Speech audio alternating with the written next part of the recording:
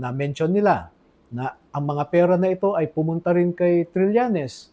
At bakit napunta kay Trillanes? Sabi ko, tinanong ko sila, dahil siya po yung in charge sa ICC.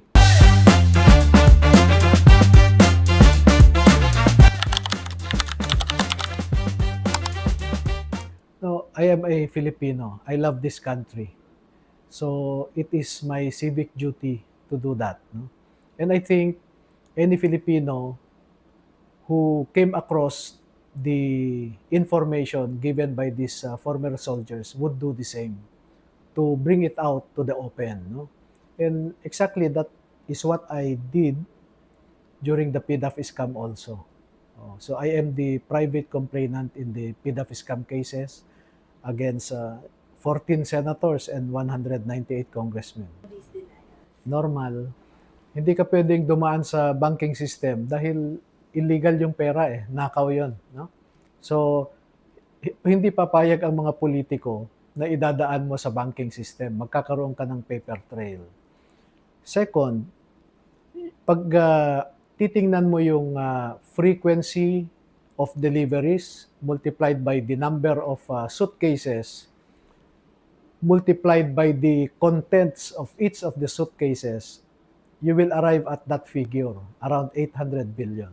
You know, that was incidental because the main topic of their sinumpaang salaysay was to show where the stolen money from our coffers, public coffers, went. No? So pumunta ito by accident, na-mention nila na ang mga pera na ito ay pumunta rin kay Trillanes. At bakit napunta kay Trillanes? Sabi ko, tinanong ko sila, dahil siya po yung in charge sa ICC. So, bakit ICC? Anong kinalaman nito? So, doon sila nagkwento.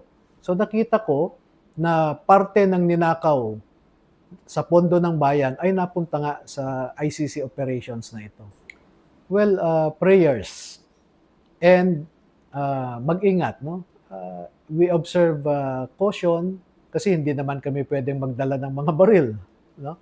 So nag-iingat lang. So the important element of security, no, is to deny your enemy the intelligence of where you are, what time are you traveling, where are you going, no?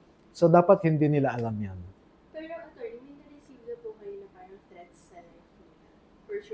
Yes, nabasa ko yung threat. Nabasa ko sa text messages. Well, we want our countrymen to realize that the reason why our country is failing is because of the unmitigated raid in our treasury, public treasury. No? Makikita nyo yung naging epekto. Hindi lang ang pera ang ninakaw nila, but the future not only of many families, many Filipino families, but the future of this country as well. If you assess the economic indicators, the political indicators, delikado po tayo. We are already at the precipice of a failed state. Yung economics natin, tingnan nyo yung indicators. GDP going down, foreign direct investments going down, consumer confidence index going down, no? Unemployment rate is going up, no? Poverty incidence is going up. The latest survey is about 51% of Filipinos now say they feel hunger. No? That's on the economic side. Political side, look at our institutions. They are not functioning as designed. No? So, these combinations, and I fear the result, baka maging failed state tayo. Yung disengagement from the state, this is a political phenomenon. Nahahalataan na natin. Maraming Pilipino ang hindi sumusunod na sa batas trapiko, for example. Ito yung mga empirical evidence, no? Meron tayong mga studies diyan na patungo tayo sa isang hindi magandang kinabukasan.